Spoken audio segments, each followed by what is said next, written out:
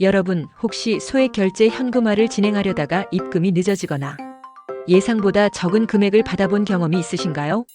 또는 처음 소액 결제 현금화를 해보려는데 어떻게 해야 안전하게 받을 수 있는지 고민이신가요?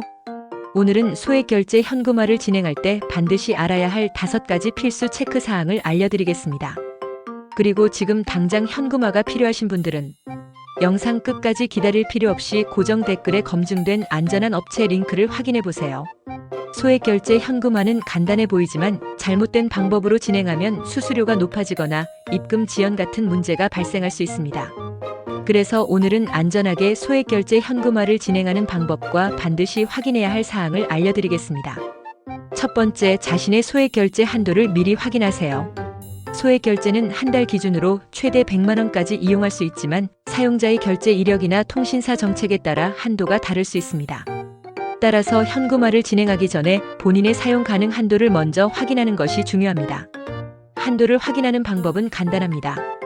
SKT 사용자는 샵1111, KT 사용자는 고객센터 100번, LG U+ 사용자는 모바일 고객센터 앱에서 한도를 조회할 수 있습니다.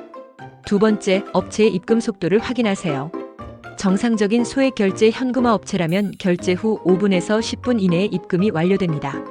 하지만 일부 업체들은 잠시만 기다려주세요, 지금 처리 중입니다 등의 말을 반복하며 한두 시간 이상 지연시키거나 심지어 입금을 안 해주는 경우도 발생합니다.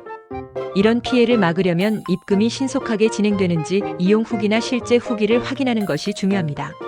세 번째, 정확한 수수료를 안내하는 업체를 선택하세요. 소액 결제 현금화의 평균적인 수수료는 15%에서 20%입니다.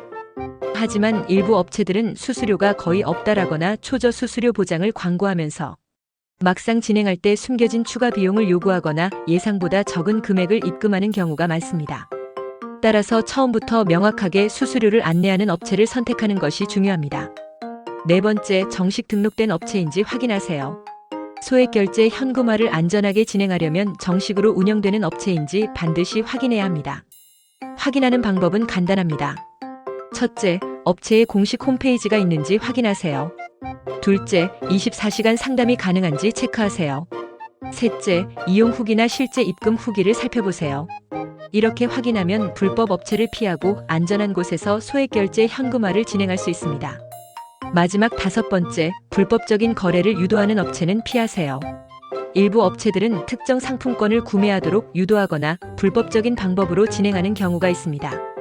이런 업체들은 입금을 보장하지 않을 뿐만 아니라 법적인 문제로 이어질 위험이 크기 때문에 반드시 피해야 합니다. 그렇다면 지금까지 알려드린 내용을 정리해 볼게요. 첫째, 본인의 소액 결제 한도를 먼저 확인합니다. 둘째, 업체의 입금 속도를 체크합니다. 셋째, 정확한 수수료를 안내하는 업체를 선택합니다. 넷째, 정식 등록된 업체인지 확인합니다. 다섯째, 불법적인 거래를 유도하는 업체는 피합니다.